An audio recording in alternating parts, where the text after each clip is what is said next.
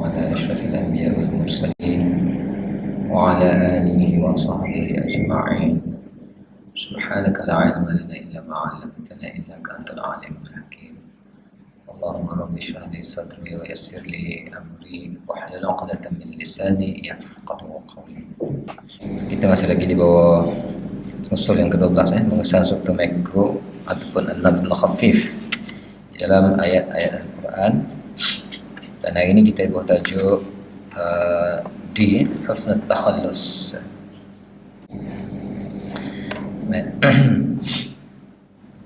Husnul takhallus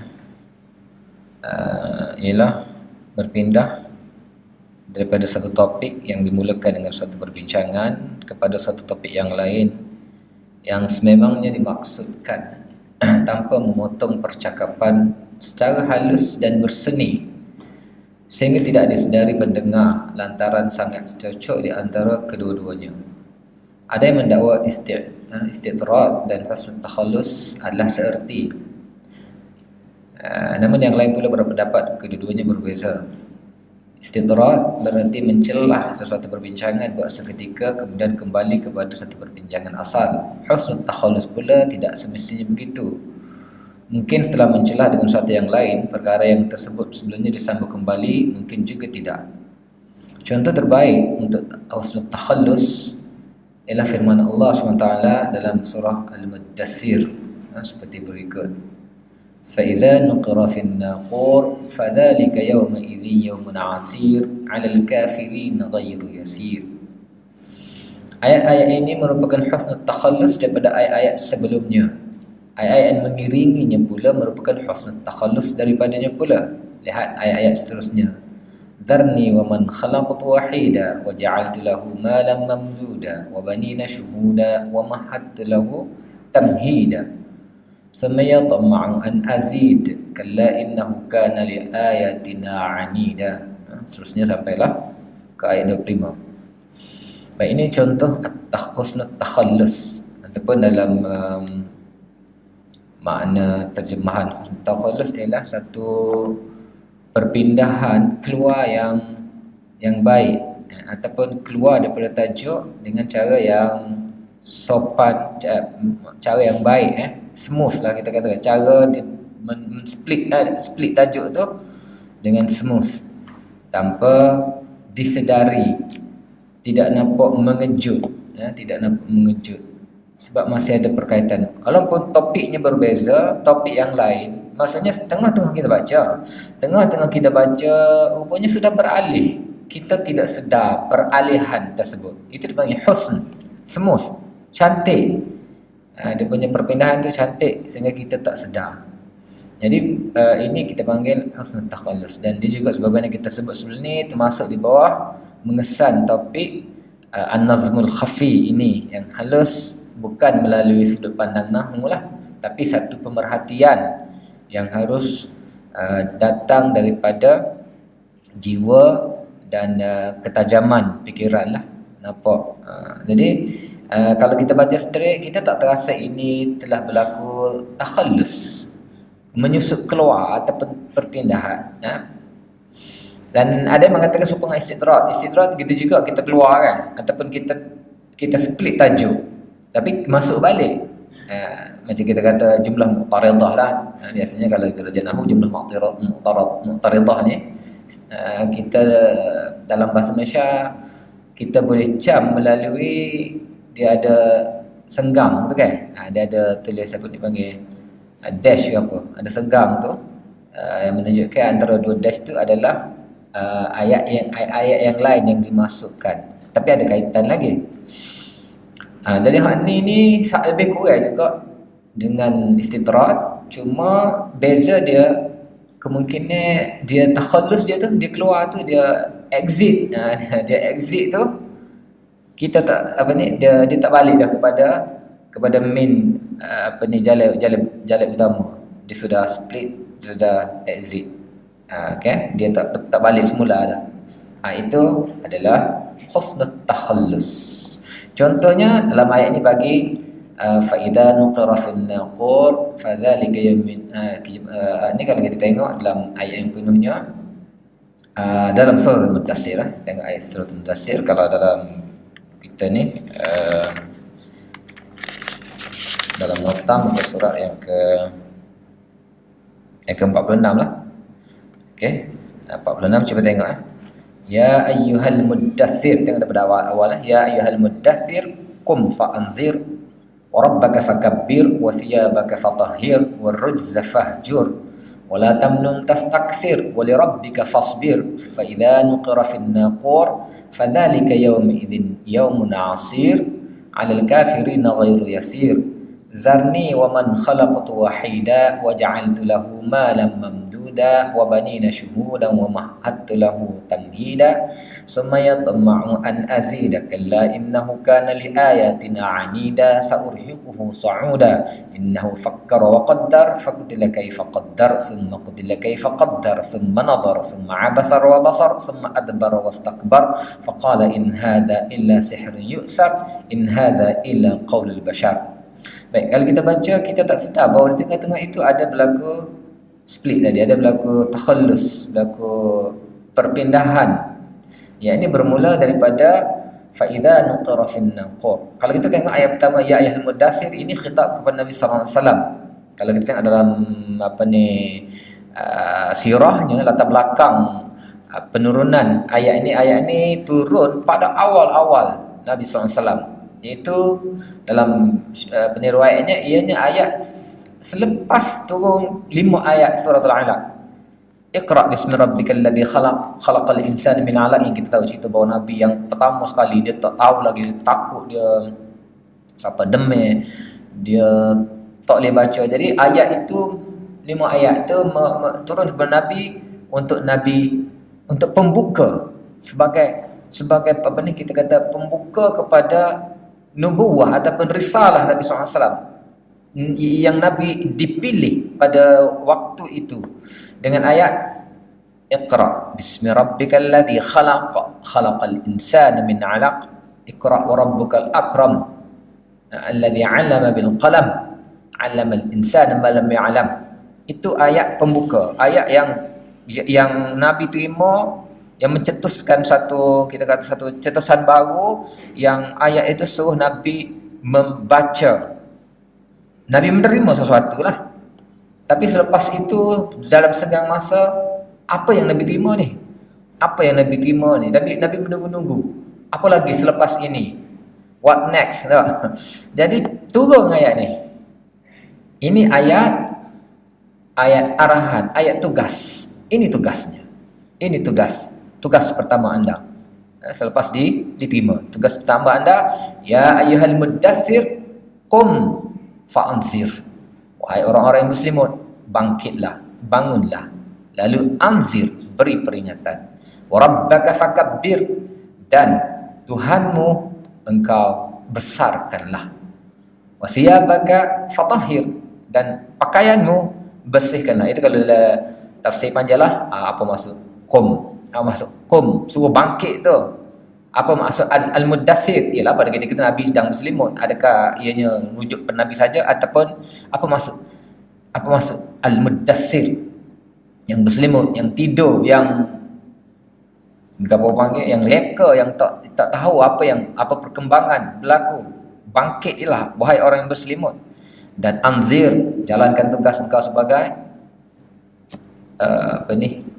yang diberikan sebagai rasul yang mengingatkan, kan? Wa rabbaka fakabbir, dan dalam tugas engkau hanya Tuhan engkau sajalah yang engkau besarkan. Apa saja selain pada Tuhan engkau membujur lalu melintang patah. Sebab kalau ada sesuatu lebih besar lagi pada Tuhan engkau tak akan berjaya menyempurnakan misi ini. Ini tugas-tugas yang diberikan kepada Nabi lah. Wa thiyabaka fatahhir, dan pakaian, kalau dengar dalam tafsiran panjang lah, maksud pakaian adakah ianya zahir, pakaian penampilan luaran ataupun dengan batinnya, kan? Wa rujza fahjur wala tamnun tastaksir, dan juga dalam dakwah ini, dalam ni jangan kau menganggap sesuatu, jangan menunggu hasilnya, jangan mengharapkan kita kata apa ni balasan dan seumpamanya. Wali rabbika fasbir, dan juga kena tabah, kena bertahan, kena teruskan, kena konsisten, kena komitmen dalam ni. Itu ayat-ayat yang khitab kepada Nabi SAW. Tiba-tiba fa idza nuqira fin naqur fadzalika yawmi idzin menasir. Kalau kita perhati, ialah perhati ni kena tahu makna lah kan, baca dengan tadabbur, dengan tengok. Macam mungkin kalau orang yang tak tahu makna tu mungkin ialah tak tahu apa yang berlaku, sebab dia dengar, dia baca sedap dia bunyi. Kalau kita tahu makna pun kadang-kadang kita tak nampak tu berlaku takhallus. Kan? Dia punya ni serupa, ayatnya sama-sama, belakang dia sama ra belaka kan. Tapi faida nuqra fin naqur adalah takhallus. Adalah satu berbentuk split cerita. Faida nuqra fin naqur, apabila kita kata ditiupkan sangkakala, fadzalika yaumun yauma idzi yaumun asir, pada ketika itu harinya hari yang sangat sukar, alal kafirin ghairu yasir, dan tidak mudah hari itu untuk dihadapi oleh orang-orang kafir. Okey, ini cerita lain dah, tidak khitab lagi kepada Nabi, tapi cerita ni cerita kemudian hari. Tapi ada kaitan ke dengan tadi? Ada. Tengok tahu ada kaitan, tengok dalam tafsir lah. Apa kaitan? Kaitan bila tengah cerita tentang tugas Nabi bawa risalah ini, tiba-tiba menceritakan tentang kebangkitan, tentang susahnya hari tersebut. Lepas tu balik pula, zarni wa man khalaqtu wahida, biarkanlah aku dengan orang yang aku cipta ini bersendirian. Ini khitab kepada musuh Nabi SAW yang pada ketika di Mekah tu mereka cuba untuk menghalang dakwah Nabi SAW. Ataupun kalau tengok ada cerita ni tentang Al-Walid bin Al-Mughirah. Tak apalah, tapi ayatnya ini berlaku satu takhallus. Tapi takhallus itu comel, tak nampak ada apa kita panggil, ada perantaraan, ada gap antaranya, tak ada nampak. Ni tengok sendirilah dia punya maknanya. Mungkin kita boleh perhati sendirilah, baca ayat ini dan perhatikan apakah takhallus di situ. Baik. Mungkin kita boleh tengok beberapa ayat lagi, contohnya dalam surah Al-Ma'arij. Cuba tengok surah Al-Ma'arij, kalau siapa ada Quran boleh buka lah Quran dan cuba tengok. Kita kata apa ni, boleh tengok sendiri ataupun mungkin lepas-lepas ni boleh tengok sendiri, sebab kita nak tunjuk juga contoh-contoh yang lain selain daripada ni. Contohnya sa'ala sa'ilun a'udzubillahi minasyaitonir rajim. Bismillahirrahmanirrahim. Sa'ala sa'ilun bi'adzabin waqi' lil kafirin laysa lahu dafi' minallahi dzil ma'arij ta'rujul malaikatu war-ruh ilaihi fi yaumin kana miqdaru 50 alf sanah. Kalau kita buat di situ tanpa pemerhatian lah, tanpa kita memerhati, tak nampak berlaku takhallus itu kan. Sa'ala sa'ilun bi'adzabin waqi', ada orang bertanya ataupun ada yang bertanya tentang azab yang akan terjadi. Lil kafirin laisa lahu dafi', yang mana orang kafir tidak ada yang dapat menghalang daripada berlakunya azab yang akan terjadi tersebut. Minallah dzil ma'arij, yang mana azab tersebut datang daripada Allah yang punya ma'arij, tempat-tempat yang naik. Ta'rujul malaikatu war-ruh ilaihi fi yaumin kana miqdaru 50 alf sanah, yang mana para malaikat naik melalui ma'arij tersebut, melalui jalan-jalan naik tersebut, malaikat dan juga ar-ruh, pada satu hari yang kadar hari itu adalah 50 alf sanah. Ini berlaku takhallus sebenarnya ni, berlaku perpindahan cerita daripada cerita tentang azab yang akan terjadi, yang mana azab itu tidak boleh dihalang lagi oleh orang kafir, tidak ada yang dapat cuba nak mengelak lagi daripada azab itu. Tiba-tiba bertukar kepada ma'arij, yang mana kadar ma'arij tersebut berlaku satu hari, persamaannya adalah 50 alf sanah. Itu takhallus yang kalau kita tak perhati tak nampak. Pun ada lagi ni, kalau kita tengok surah Syu'ara, ayat 69 sampai 65, berlaku juga. Cuma kalau kita nak baca berlaku pun mungkin takut panjang sangat. Mungkin kita boleh sebelum ini kita bawa usul ni agak agak dalam sikit kan, agak rumit sikit perlu diperhatikan, diperhatikan sebab dia mungkin halus sikit berbanding dengan usul sebelum ni. Jadi contoh-contoh yang kadang-kadang dibawa ni dekat-dekat tapi nak ayat gitulah, bahawa usul ni adalah sesuatu pemerhatian kita, harus kita perhatikan di antara perkataan, ayat, pemusingan dia, pertukaran dia, perubahan ke, pengulangan ayat ke, itu halus-halus yang tidak dibahas melalui ilmu nahu. Itu dipanggil nazmul khafif ataupun struktur makro yang kita perhatikan. Sebab bukan saja-saja apa saja penggunaan yang Allah SWT guna dalam ayat Quran ini, sama ada letak susun atur depan belakang ke, sama ada zikrul hazaf hilang, gugur dan sebut ke, sama ada apa saja, kena perhatikan ada sesuatu di sebaliknya, ada nazmul khafif, ada sesuatu yang halus yang ada kaitannya. Bila kita perhati dengan siak dan sibak, sebelum dan selepas, awal dan akhir surah, kadang-kadang kita nampak. Jadi ini ciri-cirinya kalau kita tengok lebih kurang, tapi sebenarnya bukan lebih kurang, ada sesuatu yang halus. Cuma kita lah mungkin sekarang ni kita tak berapa nampak sangat. Tapi insya-Allah mungkin dengan kita selalu masuk dalam kelas ataupun selalu dibahaskan, diberikan contoh, mungkin kita akan nampak lah. Okay. Baik, seterusnya al-intiqal, al-intiqal maksudnya perpindahan juga, lebih kurang juga halus sikit. Al-intiqal hampir sama dengan takhallus dari segi perpindahan topik kepada topik yang dimaksudkan. Okey. Cuma kedua-duanya dipisahkan oleh satu perkataan supaya pendengar tidak berasa jemu dengan topik yang sama. Contohnya dalam surah Shad, setelah menyebutkan tentang para nabi, Allah SWT berfirman, hadza dzikr wa inna lil muttaqin la husnu ma'ab. Okey. Hadza dzikr.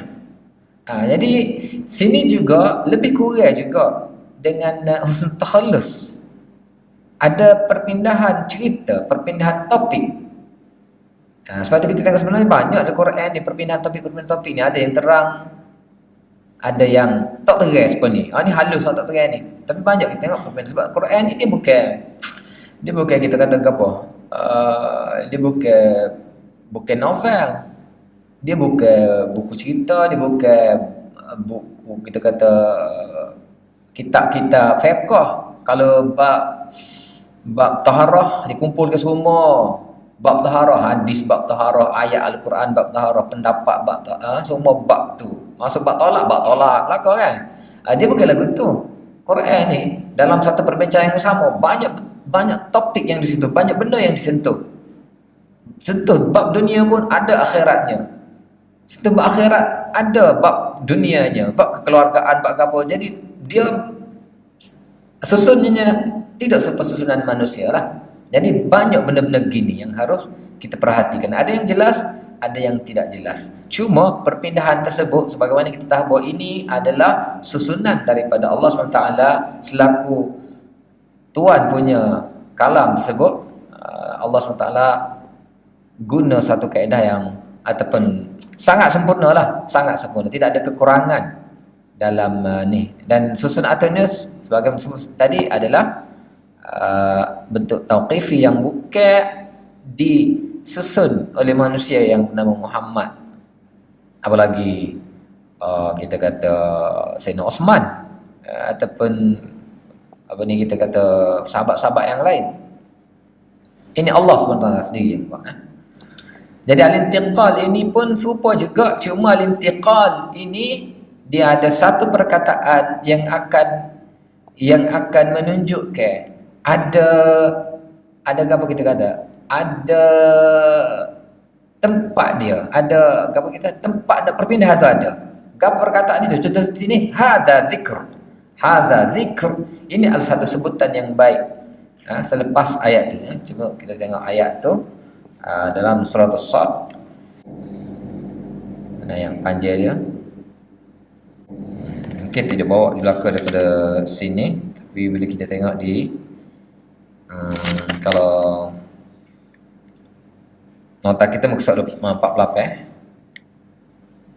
Selepas itu sebut pula hadza zikr wa inna lil muttaqin la husna ma'ab. Ginilah contohnya sebelum tu ayat-ayat cerita tentang lain, cerita tentang para anbiya, cerita tentang kita kata apa ni, cerita tentang para anbiya. Tiba-tiba selepas cerita para anbiya ada bentuk pertukaran daripada anbiya kepada orang-orang yang bukan anbiya, yang digelar sebagai al-muttaqin. Jadi perpindahan antara cerita para anbiya kepada al-muttaqin diletak satu perkataan hadza zikr wa inna lil muttaqin la husna ma'ab. Jadi bila cerita-cerita tentang para anbiya, tiba-tiba Quran mengatakan ini adalah zikr, ini satu peringatan, dan wa itu bertukar cerita wa inna lil muttaqin, maksudnya dipindahkan kepada orang-orang muttaqin pula, la husnul ma'ab, mereka akan mendapat kita kata tempat kembali yang sebaik-baiknya. Cerita pula tentang orang muttaqin, habis cerita orang muttaqin nak tukar pula, nak pindah cerita kepada orang yang taghin pula, disebut pula hadza wa inna lit taghin la syarra ma'ab. Jadi sini perpindahan juga, cuma di sini ada satu perkataan yang peringatkan. Haza, ini, hak ni pula. Kalau kita agak cerita-cerita, hak ni pula, hak ni pula, hak ni pula, hak lagu ni pula. Jadi kita nampak ada satu pertukaran dengan satu perkataan. Maksudnya kalau nak dibandingkan husnul takhallus, hak ni agak nampak sikit lah kan. Dia ada tanda lah sikit. Jadi tapi comel. Tidaklah kita kata benda tu nampak dia punya gap jauh, dah dia masih lagi hadza zikr tu masih lagi, zikr tu masih peringatan, masih lagi Quran, masih lagi tentang topik yang sama juga, cuma perpindahan cerita daripada anbiya tukar kepada orang muttaqin dan balik pula kepada orang-orang hak ni pula kepada orang yang tauhid pula. Okey, ini dipanggil al-intiqal. Baik, seterusnya sebab kita ni panjang dah tajuk ni dah. Okey, seterusnya yang ke F, husnul matlab ialah menyatakan maksud dengan hajat yang penuh adab dan sopan. Antara contohnya ialah nukilan permintaan hamba kepada Allah SWT dalam surah Al-Fatihah, iyyaka na'budu wa iyyaka nasta'in. Okey, maksud hajat dan permintaan hamba baru dikemukakan setelah hamba dengan penuh sopan dan beradab memuji-muji Allah SWT dan mengagungkannya sebelum itu. Hak ni dipanggil husnul matlab. Husnul matlab ni dia bukan perpindahan topik, tetapi dia satu pembukaan permintaan. Matlab maksudnya satu pembukaan, satu permohonan, satu pembukaan kepada permohonan. Maksudnya permohonan itu harus dibuka ataupun didahului dengan pembukaan, intro, muqaddimah dia. Muqaddimah yang baik. Allah SWT mengajar dalam meminta kita harus memulakan permintaan kita dengan puji-pujian, pengharapan, menyatakan kelemahan. Ini adab meminta. Adab minta. Maksudnya kita nak minta satu, kita kena ada apa kita panggil? Pembuka adalah pembuka bicara yang menunjukkan kita memerlukan, kita lemah, kita bergantung. Ini dipanggil husnul matlab. Contohnya dalam surah Al-Fatihah, husnul matlabnya ialah selepas Allah SWT ataupun selepas ayat-ayatnya Alhamdulillah Rabbil Alamin, Ar-Rahmanir Rahim, Maliki Yaumiddin, Iyyaka na'bud wa iyyaka nasta'in. Kita tak minta lagi tu. Kita menyerah, kita mengaku, kita masalah pasrah kelemahan kita, barulah ihdinas siratal mustaqim. Tidak direct pada ihdinas siratal mustaqim tu. Itu cara meminta. Maksudnya kita tidaklah dalam hadis pun gitu juga hadis menyebut bahawa mengajar bahawa kita harus ada pembuka dulu sebelum kita meminta. sama ada dengan puji-pujian kepada Allah ataupun dengan menyebut nama-nama Allah yang merujuk kepada hajat kita. Walillahil asmaul husna fad'uuhu biha. Okey. Ini dipanggil husnul matlab. Okey. Kita tengok lagi beberapa contoh. Nampak ada satu contoh saja. Cuba tengok suratul Anbiya. Suratul Anbiya ayat 87 hingga 90. Baik, cuba kita tengok ayat 87. Wa dhannun idh dhahaba mughadiban fadhanna an lan naqdira alayhi fanada fi adh-dhulumati an la ilaha illa anta subhanaka inni kuntu minadh dhalimin fastajabna lahu wa najjaynahu minal gham kadzalika nunjil mu'minin. Wa Zakaria idh nada rabbahu rabbi la tadharni farda wa anta khairul warithin fastajabna lahu wa wahabna lahu Yahya wa aslahna lahu zawja innahum kanu yusari'una fil khairat wa yad'unana raghaban wa rahaba wa kanu lana khashi'in. Kalau kita baca ayat itu, wa dhannun, dan Dhannun ni siapa? Gelaran untuk Nabi Yunus. Kenapa saya panggil Yunus Dhannun sini? Tengok dalam tafsir lah kenapa digelar Dhannun di situ. Idh dhahaba mughadiban, ketika dia pergi dalam keadaan marah, ketika dia kecewa dalam dakwah dia tak diterima oleh umat dia. Fadhanna an lan naqdira alaih, lalu dia mengingat kami tidak mampu untuk, ataupun kami tidak berkuasa, kami tidak, lan naqdira alaih maksudnya kami tidak dapat menghukum ataupun kami tidak dapat menegur perbuatan dia tadi. Fanada fil zulumat, lalu dia berdoa dalam kegelapan apa ni? Kegelapan laut, apa ni? Perut ikan nun tu. La ilaha illallah, nada ataupun seruannya, la ilaha illa anta subhanaka inni kuntu minadh dhalimin. Tidak ada Tuhan melainkan engkau, subhanak, maha suci engkau, inni kuntu minadh dhalimin, sesungguhnya aku termasuk dalam golongan orang-orang yang zalim. Fastajabna lah, lalu kami berkenan, kami terima doanya. Wa najjaynahu minal gham, dan kami selamatkan dia daripada kesedihan tersebut. Baik, sini Allah mengatakan kami terima. Terima ke apa? Terima doa. Terima doa. Mana doanya? Tidak ada doa di sini. La ilaha illa anta subhanaka inni kuntu minadh dhalimin. Itu bukan doa. Doa ni permintaan. Doa ni talab. Doa ni minta. Apa permintaan dia? Permintaan dia adalah selamatkan dia. Tidak disebutkan dia berdoa di sini. Hanya disebut la ilaha illa anta subhanaka inni kuntu minadh dhalimin. Maksudnya doa dia itu dimulai dengan la ilaha illa anta. Dia berzikir, bersebut la ilaha illa anta subhanaka inni sepanjang masa sebelum dia mengucapkan doa untuk selamatkan diri dia.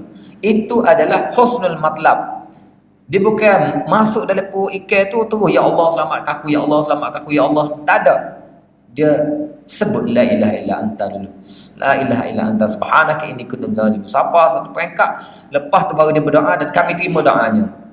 Doanya itu dimulai dengan kata-kata puji-pujian ataupun zikir ataupun seumpamanya yang berkaitan dengan permintaan dia tu. Jadi fastajabna lahu wa najjaynahu, itu berkaitan dengan perkenan doa. La ilaha illa anta subhanaka inni kuntu minadh dhalimin, itu bukan doa, itu husnul matlab. Ini contoh husnul matlab.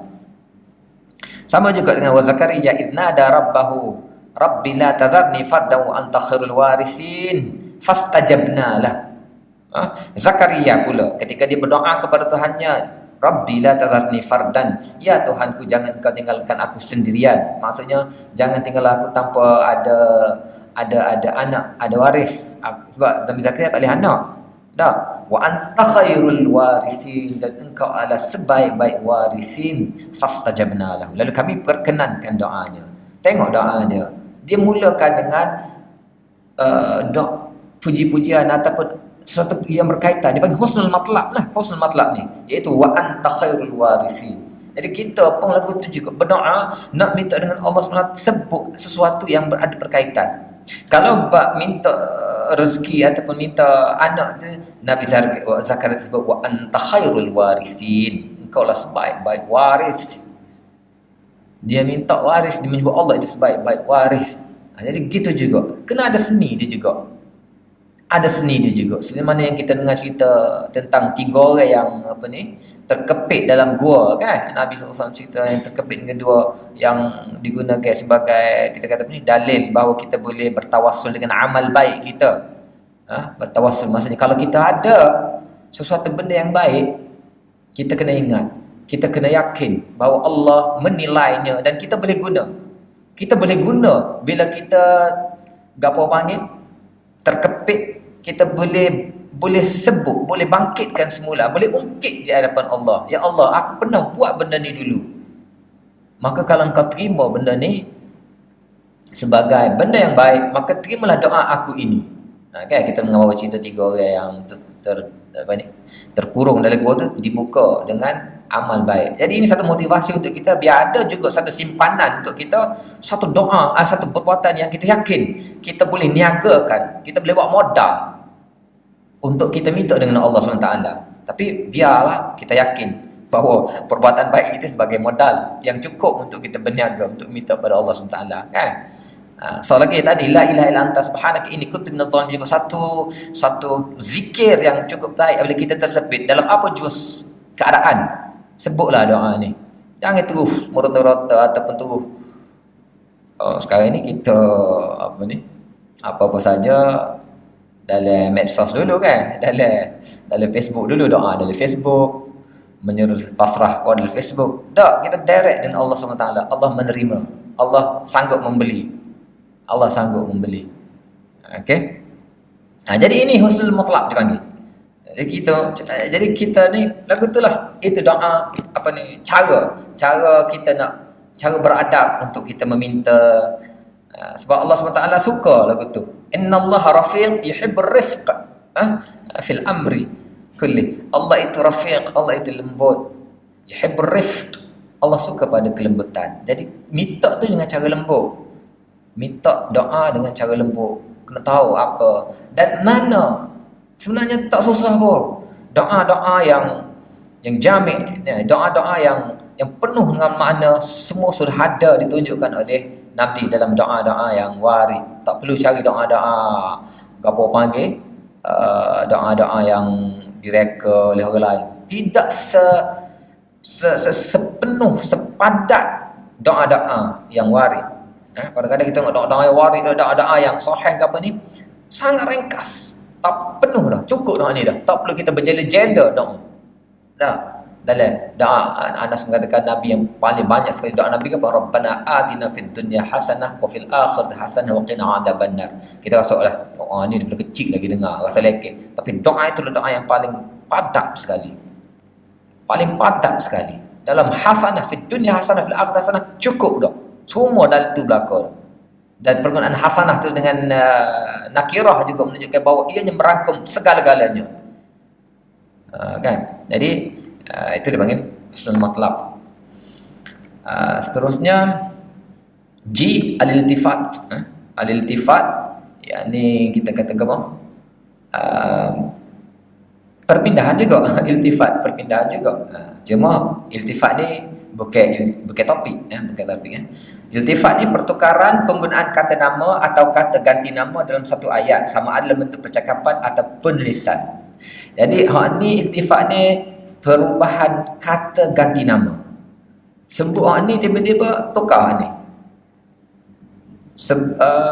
Ada 3 kata ganti nama kan? Kata ganti nama pertama, kata ganti nama kedua, kata ganti nama ketiga. Duduk tengah kecek. Kata ganti pertama dia guna perkataan kata ganti nama, dia boleh tukar kepada kata ganti nama yang ketiga ataupun kedua atau terbalik, pusing-pusing.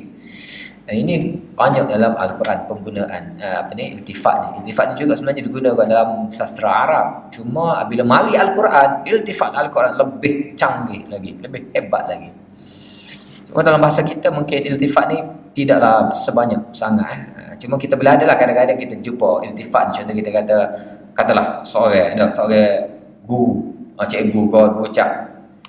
Jadi mungkin dia guna saya berharap agar pelajar-pelajar dia menggunakan saya kan. Tiba-tiba ada pelajar dia main-main. Dia pun Ni yang aku geram budak ni atau tiba-tiba tubik aku kan. Mula-mula cikgu. Ni budak ni aku geram ni jadi tubik aku. Lepas tu jelah kita kena kita pula kan. Kita kena lepas tu ialah daripada saya, lepas tu aku, kita, lepas tu mungkin jadi cikgu. Lepas tu mungkin dia nampak anak dia pula kan. Mungkin berpindah pada abah pula kau ikutlah. Jadi itu dipanggil iltifat. Iltifat Jadi iltifat tu, tapi iltifat kita lagu tu lah. Iltifat kita biasanya tukar-tukar lagu tu je. Iltifat dalam Al-Quran jangan. Jauh. Iltifat dia jauh dan seni dia sangat dalam. Macam ayat tadi kita baca iltifat juga tu. Alhamdulillahirabbil alamin, arrahmanir rahim, malik yaumiddin, iyyaka. Sepatutnya kan nak kira iyyahu lah sebab alhamdulillahi. Segala puji itu bagi Allah. Seolah Allah itu bukan di depan kita. Allah itu katakan nama ketiga.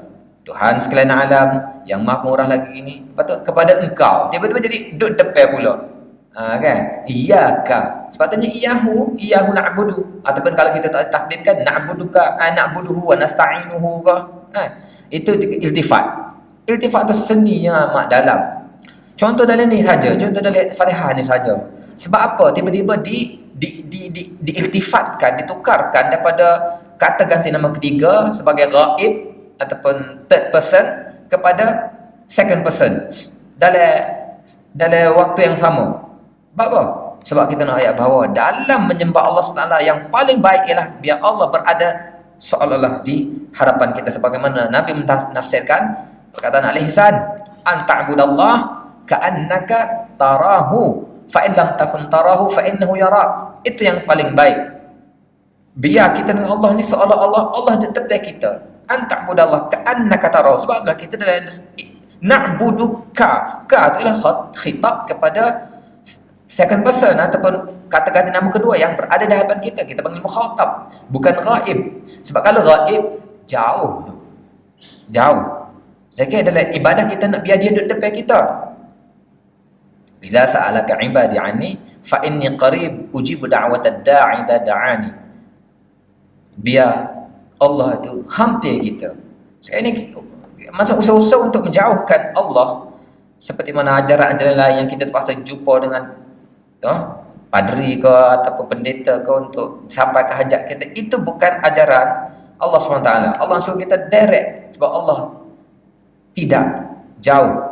Banyak juga hadis mengatakan kamu berdoa kepada Tuhan yang tidak pekak, tak perlu kita laung-laung, Allah hampir. Jadi itulah kata tinggi makna iltifat dia. Jadi iltifat ni sangat banyak sebenarnya. Dalam Al-Quran sangat banyak sangat banyak. Kalau kita dah belajar dari balaghah, banyaklah. Dan sini pun ada contoh-contohnya. Mungkin boleh kita tengok. Baik, antara tujuannya menarik perhatian pendengar, mendorong berfikir, pertukaran tu, menghilangkan rasa jemu, menyedarkan, menganggap sesuatu yang jauh itu sebagai dekat, menyatakan kemuliaan, kehinaan, menjaga hati perasaan. Ini dalam balaghah dibahaskan. Kenapa iltifat tu? Kadang-kadang untuk kita kata untuk menarik perhatian. Kadang-kadang kita rayak benda lain, kita tukar, dia jadi shock, kan? So kita kata apa? Kita kata tiba-tiba cerita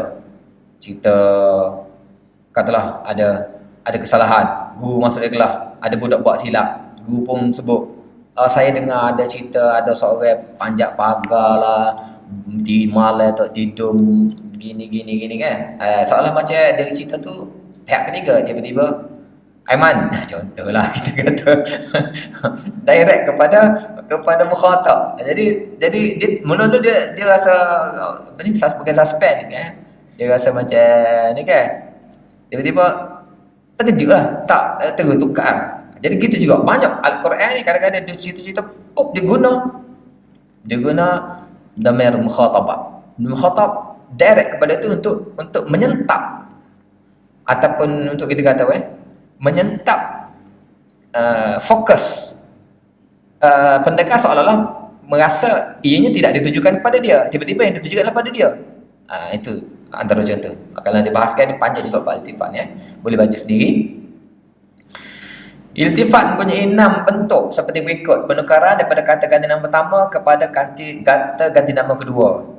Contohnya kita kata wa ma liya la a'budu alladhi fatarani wa ilaihi turja'un dalam surah Yasin. Wa ma liya la a'budu alladhi fatarani wa ilaihi turja'un. Ini cerita tentang siapa ni? Orang yang mari nak menyokong dakwah Rasul ya, mari apa ni, Rajul min Aqsal Madinah yas'a qala ya qaumi kan, tu dia mari. Dan antara dialog dia kata apa? Wa ma liya la a'budu alladhi fatarani. Kenapa saya patutkah saya ataupun mengapa saya tak mahu saya sendiri inilah dalam saya nak dalam apa ni dalam dia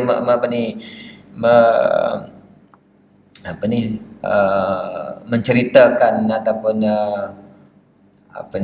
menyokong dakwah Nabi terhadap kaumnya. Dia mencerita pada kaumnya, saya sendiri, kenapa saya tak menyembah Tuhan yang telah menciptakan pada saya. Wa ilaihi turja'un, dan kepadanya kamu dikembalikan. Tadi dia kata saya, sepatutnya dia kata wa ilaihi urja'lah. Wa ilaihi urja'un. Kenapakah saya tidak mau menyembah Tuhan yang menciptakan saya, sedangkan saya akan kembali kepada dia? Sedangkan saya, kenapa saya tak sembah dia, sedangkan saya akan kembali kepada dia? Sepatutnya gitu. Tapi kenapa saya tidak menyembahnya sedangkan kamu semua tukar lagu tu? Mungkin dalam bahasa kita tak biasa penggunaan lagu tu, kan? Kita tak terasa. Dalam bahasa Arab dia tinggi, dan tinggi dalam bahasa Arab, dan Quran guna lebih tinggi lagi. Sebab itulah daripada zaman Quran turun lagi, penggunaan-penggunaan gini menyebabkan mereka tak mampu untuk menjawab. Ya. Baik, contoh seterusnya pertukaran daripada kata ganti nama pertama pada kata ganti nama ketiga. Antara contohnya, qul ya ibadiyalladzina asrafu ala anfusihim la taqnatu min rahmatillah. Qul, katakanlah ya Muhammad, ya ibadiyalladzina asrafu ala anfusihim, wahai hamba-hambaku yang telah melakukan telah melampau dalam urusannya, la taqnatu min rahmatillah, janganlah kamu putus asa daripada rahmat Allah. Dia kata, wahai hamba-hambaku, janganlah kamu, ni kata-kata siapa ni? Kata-kata Allah. La taqnatu min rahmatillah. Sepatutnya dia kata la taqnatu min rahmati. Wahai hamba-hamba yang telah merasakan diri mereka terlanjur ke, kan? Wahai hamba-hamba yang telah merasakan diri kamu terlanjur, kamu janganlah putus asa daripada rahmat aku. Daripada rahmat aku. Sebab dia kata kul ya ibadi. Ya ibadi tadi. Wahai hamba-hambaku. Wahai hamba-hambaku yang telah rasa terlanjur, rasa banyak dosa, jangan berputus asa daripada rahmat aku lah sepatut. Tapi kenapa rahmat Allah? Tukar situ. Daripada kata-kata pertama kepada kata-kata nama yang ketiga. Kenapa gitu? Adalah tinggi maksudnya pula. Mungkinlah kita kata rahmatillah tu idhafah kepada Allah, sebut nama Allah itu mungkin lebih tinggi maknanya ke, kan? Baik. Seterusnya yang ketiga, pertukaran daripada kata ganti nama kedua kepada kata ganti nama pertama. Antara contohnya, wastaghfiru rabbakum summa tubu ilaih inna rabbi rahimu wadud. Wastaghfiru rabbakum summa tubu ilaih inna rabbi. Inna rabbi. Bapa dia guna rabbi. Tadi dia kata rabbakum. Istighfarlah kamu kepada Tuhan kamu, kepada bertaubatlah kamu kepada Tuhannya. Sungguh Tuhanku itu Rahim, Maha Pengampun. Sebab tu dia kata Tuhan kamu lah. Sebab tadi dia kata Tuhan kamu. Kenapa ditukar gitu? Ini pertukaran-pertukaran yang mungkin kita tidak tahu bab ni ataupun tidak mendalam lagi. Tidak ada zauq lagi, tidak cita rasa kita dalam balaghah tu tak ada lagi, mungkin kita tak terasa. Tapi orang yang ada cita rasa balaghah dia, zauq salim, ataupun orang Arab sendiri, dia akan apa panggil? Dia akan rasa, dia dapat mengecap seni dalam pertukaran tersebut. Sebenarnya pertukaran daripada kata ganti nama kedua kepada kata ganti nama Ketiga kepada kedua pula. Antara contohnya alhamdulillahirabbil alamin tadilah, maliki yaumiddin iyyaka na'budu, sepatutnya iyyahu lah. Yang seterusnya yang pertukaran daripada kata ganti nama ketiga kepada kata ganti nama pertama pula. Contohnya walaqad akhadallahu mitsaqa bani Israil wa ba'athna. Tadi dia kata akhadallah. Ni wa ba'athna pula, kami pula. Sepatutnya disebut walaqad akhadna lah tadi kan. Kalau kita kata walaqad akhadna mitsaqa bani Israil wa ba'athna, tak ada masalah lah. Ni walaqad akhadallah, sepatutnya ba'atha lah. Ba'atha atau ba'athallah. Okey. Lagi okey, itu apa tadi? Iltifat. Iltifat dia berkaitan dengan topik satu cerita kepada cerita lain, tapi perpindahan iltifat adalah perpindahan khitab dipanggil, perpindahan ucapan, perpindahan hadap cakap daripada kata-kata nama kedua, ketiga, ataupun dalam bahasa Arab dipanggil mutakallim, ghaib dan mukhatab. Ya. First person, second person dan third person. Dalam bahasa kita jarang guna benda ni. Kita tak terasa sangat. Dalam bahasa Arab ataupun khususnya Al-Quran banyak khitab-khitab sebegini, dan kemungkinan kita tak biasa, mungkin agak janggal. Agak janggal kan? Wa ma li la a'budu alladhi fatarani wa ilaihi turja'un. Apa turja'un? Wa ilaihi turja'un lah. Kita rasa. Tapi kalau kita dah ada zauq, kita dah belajar, kita tengok jernih, kita akan rasa kemanisannya ataupun ketinggian itu ada padanya. Dan dalam Quran sebenarnya banyak. Mungkin kita anda rasa contoh-contoh itu sudah mencukupi, sudah mencukupi. Kita bacalah Quran banyak, kita jumpa inna a'tainakal kautsar fasalli li rabbika wanhar inna syani'aka wal abtar. Inna a'tainaka al kautsar fasalli li rabbika. Fasalli rabbika. Fasalli maksudnya fasalli lana lah kan. Inna, wahai Muhammad, kami berikan kepada kamu banyak dah gini, maka salli lana lah, sebab inna tadi. Tapi dia kata fasal rabbik. Kenapa dia idafah kepada rabbik? Itu pun ada maknanya yang kalau kita belajar ada zab tersebut, kita akan dapat rasa tinggi. Dan sebenarnya banyaklah, banyak. Okey. Seterusnya tasriful ayat. Atau misalnya contoh macam kita kata tadi lah, terkejut tadi kan. Macam bukan terkejut, macam tiba-tiba macam cerita lain, tiba-tiba tukar kepada tu untuk memberi peringatan ke. Contohnya kita kata teguran Allah dalam surah Abasa wa Tawalla.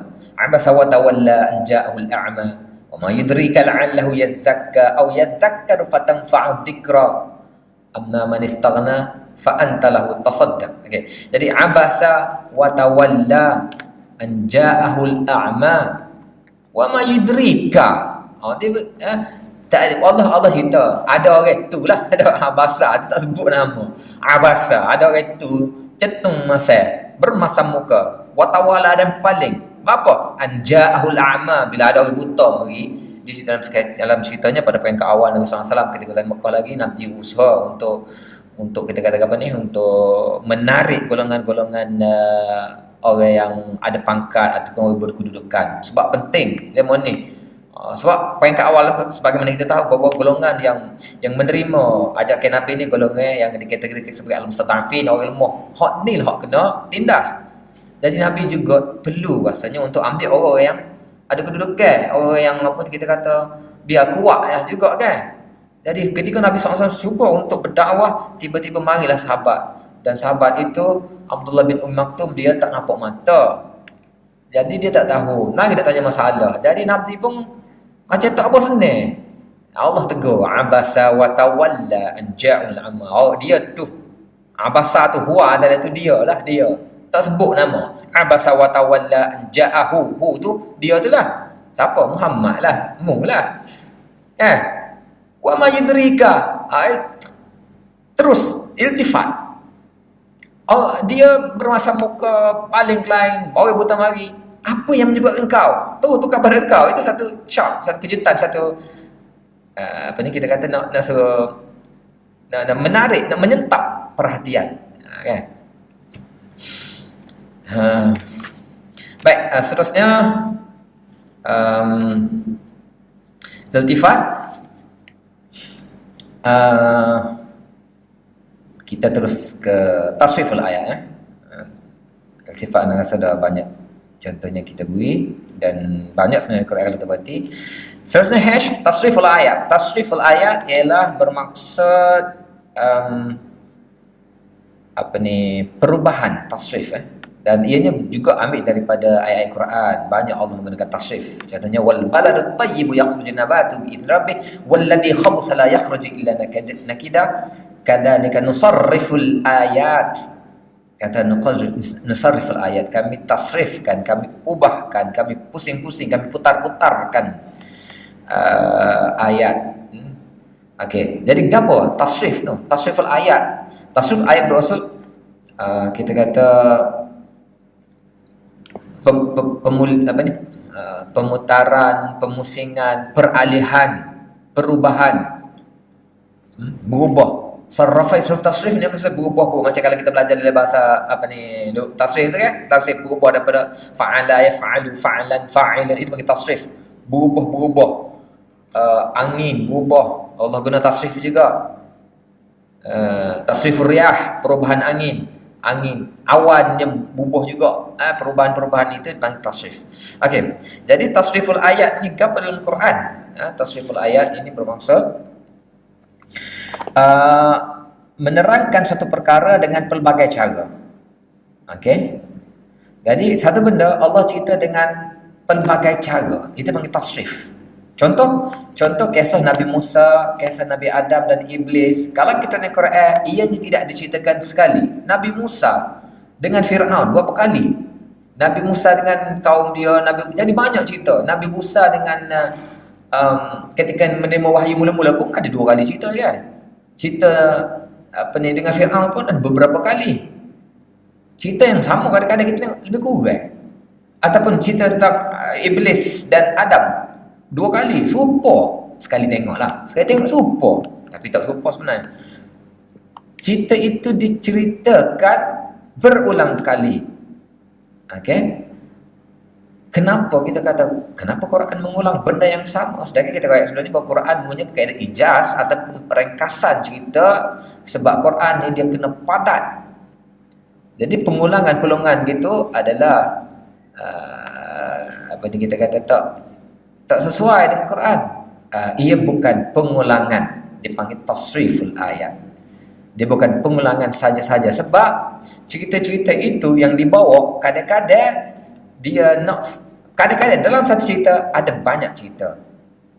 Macam inilah kalau kita tengok ke apa, tengok cerita-cerita yang hebat, cerita-cerita drama, filem yang hebat kan.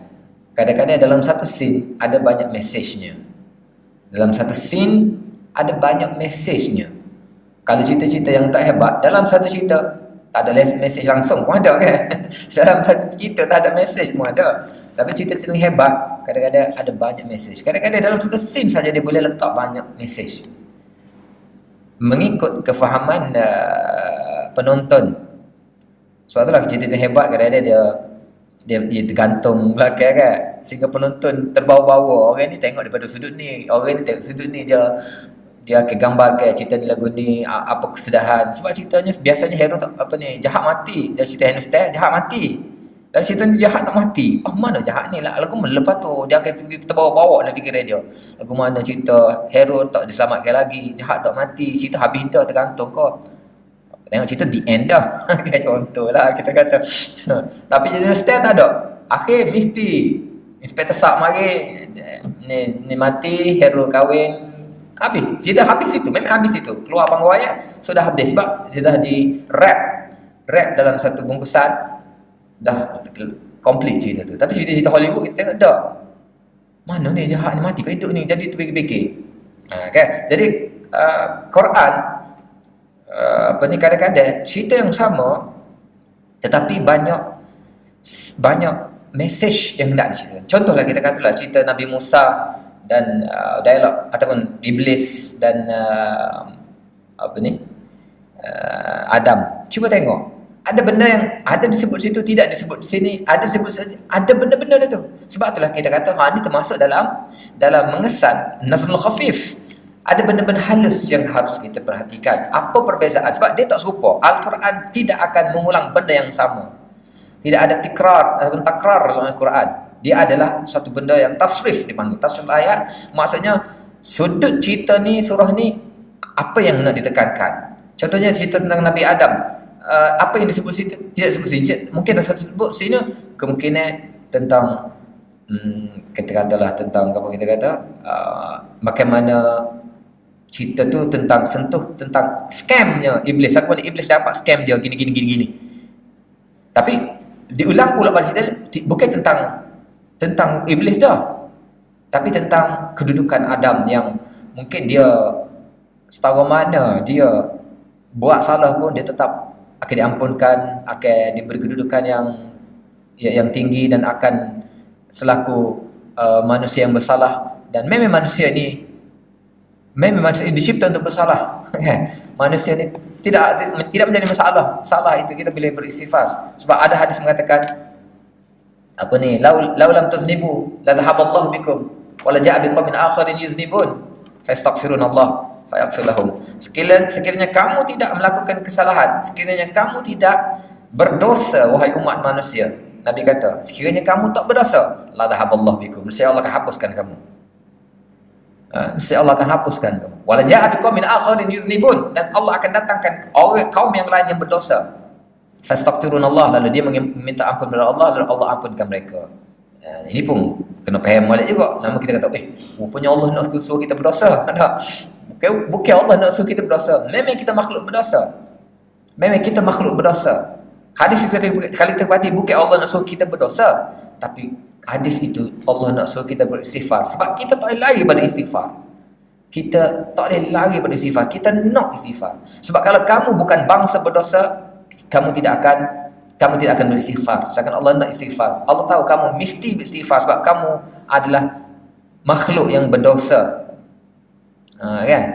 Jadi mungkin cerita Nabi Adam dan Iblis daripada sudut tu kita tengok Allah nak ceritakan, Al-Quran nak ceritakan daripada sudut tu. Manusia setara mana jahat, setara mana kabur, dia boleh kembali kepada Allah dan Allah akan angkat semula dia punya darjat dan dia boleh naik sebab manusia itu memang sifatnya berdosa. Tapi tentang cerita lain pun mungkin tentang lagu mana kita kata menghadapi scam daripada scammer ni. Syaitan masuk ke mana dulu? Dia masuk ke mana dulu di lagu mana? Dia mari bukan dengan rupa yang jahat, bukan jumpa bukan watak-watak villain krut dalam filem dah.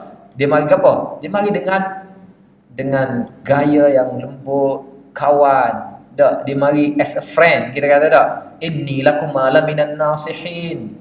Sebab tu termakan.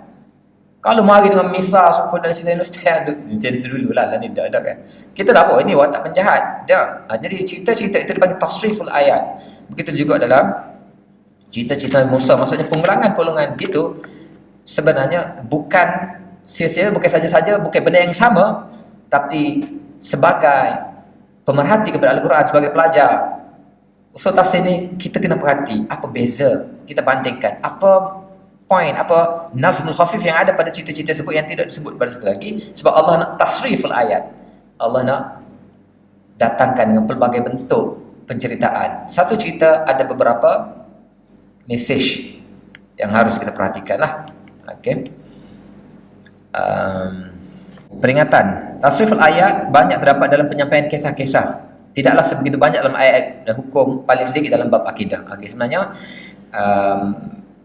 dalam cerita-cerita lah banyak dari cerita-cerita banyak. Tetapi dalam hukum ataupun akidah ada tapi tak banyak lah. Tapi tak banyak. Mungkin kalau kita boleh kongsi kat sini, kalau dalam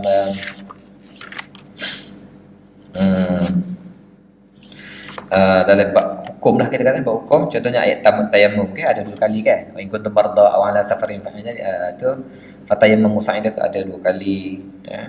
Ataupun dalam bab akidah ada amman khalaqas samawati amman khalaq. Jadi ada juga pengulangan-pengulangan dan tasrif gitu. Tetapi dalam bab cerita ni banyak sikit ya. Baik, ada lagi soal at-tarji'at.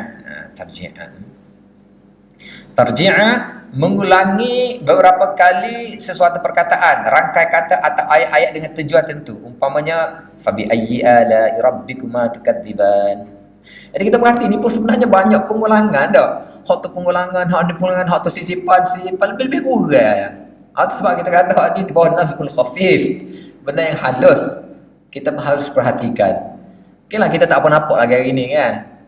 Kita tak apa nampak lagi ni, insya-Allah. Dengan perhatian lepas ni Allah akan buka dengan kita perhati lagi ni bahawa ada benda-benda gini. Sebab itulah kita kata ni apa ni, kita kata ulama-ulama yang memerhati. Jadi maksudnya paling kurang kalau kita tak nampak sangat apa kan, insya-Allah kita akan nampak suatu hari. Paling kurang selepas ini bacaan kita Al-Quran, pembacaan Al-Quran mesti akan berbeza. Dengan kita kata selepas ini kita akan memerhatikan lebih halus lagi. Tidak. Jadi sebenarnya Al-Quran ni bukan sekadar dibaca lah. Balik semula pada perbahasan awal kita dulu kan, bahawa Quran kita baca ya. Kita betul tajwid, kita betul ni. Tapi setengah masyarakat ni Quran ni hanya Yasin. Ada masa Quran ni kat Yasin. Malam Jumaat Yasin, Nisfu Sya'ban Yasin, Muharram Mati Yasin, Majlis Syukuran Yasin. Sedangkan setiap ayat ada mesej Allah. Bukan Yasin saja. Yasin saja juga. Yasin pun kalam Allah yang ataupun surah yang besar juga ada punya mesej. Tapi semua lain ada mesej tertentu. Ada banyak kita kata gapo seolah-olah macam kita masuk ke setempat yang Allah sediakan. Di setiap ruangan, setiap balik, setiap benda tu ada apa kita dah. Ada surprise dah. Ada sesuatu di sebalik. Macam kita main gapo, main susu barang kan. Kita kena buka belaka. Mari tu gapo sebab semua Allah susu belaka. Ada benda. Soalnya gitu kena bongkarkan belaka. Bukan hanya Almari Yasin saja. Ni Almari Yasin saja yang kita buka. Baik, jadi tarji'at ataupun tarji'at ni mungkin panjang juga kita atau kita besar lagi lah tarji'at. Tarji'at ni apa? Mengulangi sesuatu perkara atau rangkai kata, satu perkataan berkali-kali. Contohnya kita kata fabi ayyi ala'i rabbikuma tukadziban 31 kali dalam surah Rahman. Kita pernah ayat ni kalau dibuang, ditinggalkan satu surah Rahman sangat-sangat pendek lah. Sebab ayat dia pendek kan. Jadi Arab apa ni fa bi ayyi ala'i rabbikum tukadziban dalam terjemahan kita nampak apa ni terjemahan kita biasanya terjemah nikmat yang mana satukah kamu berdua wahai jin dan manusia yang dustakan pun begitu para mufassir terutamanya apa ni Hamidun Al-Farahi mengatakan bahawa tak sesuai. Kalau kita perhati pun ada banyak tak sesuai dengan nikmat. Sebab ala itu bukan hanya nikmat, dia ada banyak lagi makna. Ada tempat-tempat yang bukan nikmat tetapi kekuasaan ke, tetapi peringatan ataupun seumpama. Jadi kena tengok jugalah, Baik, selain daripada surah Rahman ada banyak lagi pengulangan. Contohnya dalam surah Al-Mursalat, surah Al-Qamar. Al-Mursalat contohnya ada 11 kali diulang, wailun yauma idzil lil mukadzibin kan? Wailun yauma idzil lil mukadzibin. Diulang-ulang dibagi tarji'at begitu juga dalam surah Syu'ara 2 kali disebut inna fi dzalika la ayah wa ma kana aktsaruhum mu'minin. Ulai pula serupa betul-betul ulai serupa. Ataupun wa ma as'alukum alaihi min ajr in ajri illa ala rabbil alamin. Ulai sebab ulai ni kita kata sebab dialog itu disampaikan oleh para anbiya, para mursalin, sebab mereka bawa moto yang sama. Kesemuanya bawa moto yang sama. 5 kali diulang. Dalam surah Al-Qamar walaqad yassarnal Qur'ana lidzikri fahal min mudakkir diulang 4 kali. Pengulangan seperti ini istilah usul tafsir dipanggil tarji'at. Okey. Jadi pengulangan ayat-ayat yang sama lagi ni. Ayat-ayat yang sama ulang-ulang ini dipanggil tarji'at. Tarji'at tu ulang juga sebenarnya. Tapi kalau saat disebut takrir ke tikrar ke, hak tu ulang juga, tapi ulang dia lebih lembut lagi ataupun lebih beradab lagi dengan tarji'at. Tarji'at ni maksud balik semula. Bukan ulang benda yang sama. Sebab dia tidak sama. Tu nampak sama dah. Ada setiap tu ada kaitannya. Kenapa? Suratul Rahman, Ar-Rahman 'alamal Quran dan begini. Sebab setiap hak dia sebut tu, dia sebut pula tu. Fabi ayyi ala'i rabbikuma tukadziban. Sebut pula fabi ayyi al. Maksudnya setiap tu ada kaitan dengan dengan persoalan tersebut. Persoalan. Hak mana satu? Wahai jin dan manusia. Ataupun hak semualah walaqad yassarnal Quran ni kau. Jadi hak ni kita panggil tarji'at. Tarji'at ni pengulangan yang sama kita nampak, tetapi di tempatnya ada maksud yang harus kita perhatikan melalui an-nazmul khafif. An-nazmul khafif, bahawa ia bukan saja tidak ada benda yang sia-sia, tidak ada benda saja. Hatta satu perkataan pun, atas satu huruf pun tidak ada yang sia-sia dalam Al-Quran. Okey. Aud ala al-badi'i. Aud ala al-badi'i. Pun tak ada apa ni, sempat kita habiskan. InsyaAllah ni kita sambung semula lah esok insyaAllah. Setakat telah untuk hari ini. Subhanakallah asyhadu an la ilaha illa anta astaghfiruka wa atubu ilaik. Subhana rabbika rabbil izzati amma yasifun wa salamun alal mursalin.